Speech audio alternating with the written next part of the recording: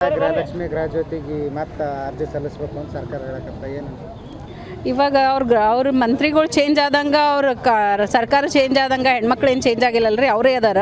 ಈಗ ಹೆಣ್ಮಕ್ಳಿಗೆ ಎಷ್ಟು ಪ್ರಾಬ್ಲಮ್ ಆಗ್ತದೆ, ಮತ್ತೆ ಅವ್ರು ಲೈನಿಗೆ ನಿಂದಿರಬೇಕು. ಇವ್ರು ಕೊಡೋ 2,000ಗೆ ಆಲ್ರೆಡಿ ಎಷ್ಟೆಷ್ಟೋ ಟೈಮ್ 6 ತಿಂಗಳಿಗೊಮ್ಮೆ 3 ತಿಂಗಳಿಗೊಮ್ಮೆ ಹಾಕೋದೊಂದು.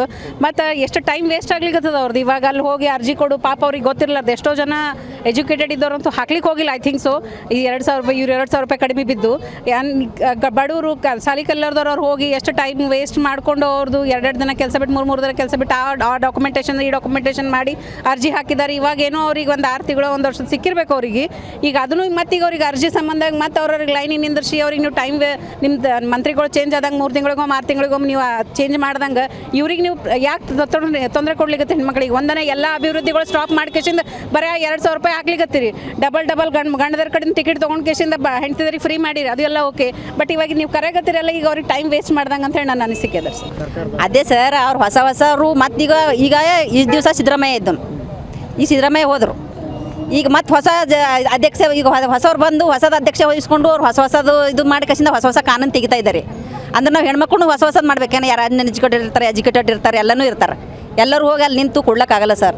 ಅವ್ರು ಹಿಂದೆ ಏನು ಕೊಡ್ತಾರೆ ಅದು ಕೊಟ್ಕೋತಾ ಬಂದ್ರೆ ಸರಿ ಸರ್. ಅವ್ರು ಏನೋ ಹೇಳಿ ಈಗ ರಾಜಕೀಯ ಗೆದ್ದಾರ, ಈಗ ನಾವು ಹ್ಯಾಂಗೆ ಮಾಡ್ರೆ ನಡೀತಾ ಅಂತ ನಡ್ಸೋಗತ್ತಾರ.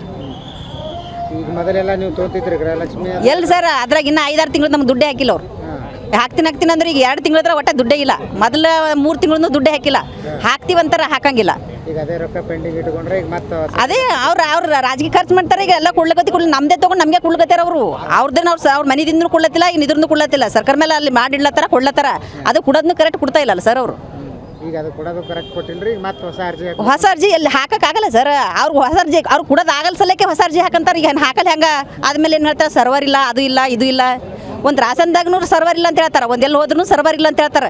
ಈಗ ಆಯ್ತು ನಾವು ಅಲ್ಲಿ ಹೋಗೋಸಿಂದ ನಾವು ಪಾಳಿಗೆ ನಿಂತು ಮತ್ತೆಲ್ಲ ಕೊಡಬೇಕು ಅಂದಾಗೆ ಮತ್ತೆ ಸರ್ವರ್ ಇಲ್ಲ ಅಂತಾರೆ. ಆಯ್ತು ಅವ್ರು ರೊಕ್ಕ ಕೊಡೋದನ್ನು ಹೋಗ್ತದೆ, ಎಲ್ಲನೂ ಹೋಗ್ತದೆ. ಈಗ ಮತ್ತೆ ಹಿಂಗೆ 2-3 ತಿಂಗಳು ಹೋಗೇ ಬಿಡ್ತದೆ. ಆಯ್ತು ಅದ್ರ ನಮ್ಗೆ ಆಗ್ತದೆ ಅಂತ ಅಲ್ಲಿಗತ್ತಾರೆ ಸರ್ ಅವರು.